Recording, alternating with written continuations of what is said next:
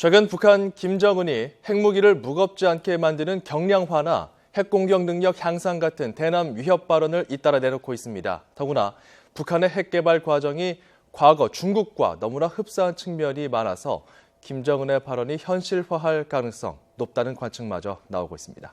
보도에 김주환 기자입니다. 중국은 지난 1956년 전략미사일을 개발한 데 이어 1964년 핵실험에 성공했고, 이어 1966년 7월 전략군에 해당하는 제2포병부대를 창설했습니다.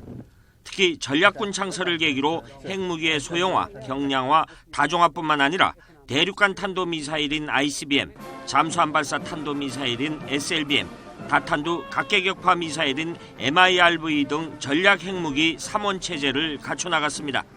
그래서 중국은 자신들의 과학기술이나 군사력을 자랑할 때 자주 하는 말이 바로 양탄일성입니다.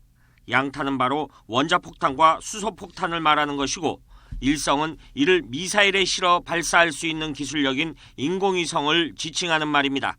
북한 역시 중국의 이런 말을 그대로 따라하고 있습니다.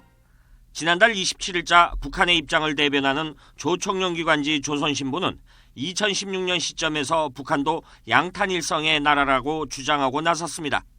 지난 1월 6일 제4차 핵실험과 이틀 뒤 SLBM 시험 발사 동영상 공개, 지난달 6번째 장거리 미사일 시험 발사에 이어 지난 9일 자신들이 개발했다는 핵탄두 사진을 공개하는 등 일련의 과정이 이를 뒷받침하고 있습니다. 북한의 군사전략과 김정은의 잇따른 핵 위협 발언도 과거 중국이 했던 양상과 너무나 흡사합니다.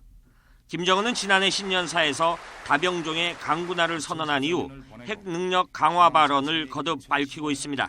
지난 3일 미국이 생존권을 핵으로 덮치려 하면 먼저 핵으로 칠 것이라는 이른바 핵 선제 타격론이 대표적입니다. 김정은의 이 발언도 중국 인민해방군의 대응 전략과 매우 흡사합니다.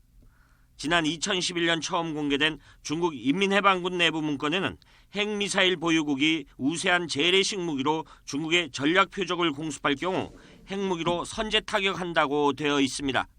특히 지난 10일 단거리 미사일을 발사하면서 언급한 해외 침략 무력이 투입되는 적 지역 항구를 겨냥한 훈련이라는 부분을 주목할 필요가 있습니다. 결국 김정은의 중국 따라하기는 핵과 미사일 능력의 고도화라는 자신들의 목표에 도달할 때까지 이를 중단하지 않을 것이라는 점을 시사한다는 전망이 우세합니다.